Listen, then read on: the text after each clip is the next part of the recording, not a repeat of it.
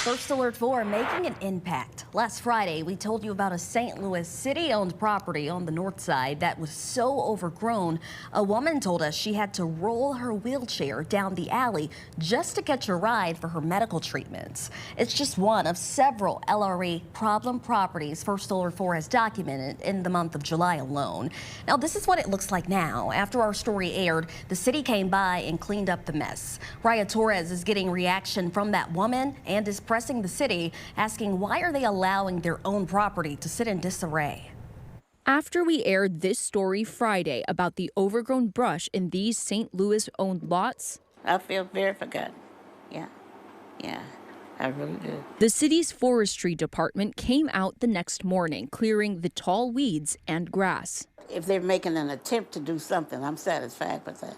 Today, we caught up with Anna James and her nephew Elijah, and they're pleased with the progress, especially since the thick brush sparked feelings of unsafety when Anna needed to be picked up for her dialysis treatment. All that tall weeds is not good for people that gotta come through there and walk down the alley and have to try to find their way to the street. Now we can see all the way down the street. I feel much safer. Anna and Elijah are grateful that the city came to finally mow these lots, but they also question how much longer they'll have to wait before forestry comes back again.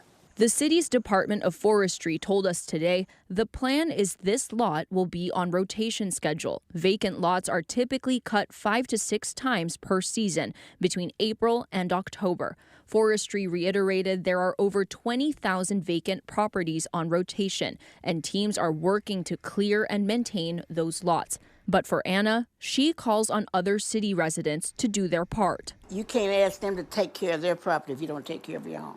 And hopes the city will stay true to their promise. That's what I want them to be consistent.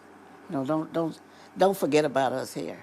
In North City, Raya Torres, First Alert 4.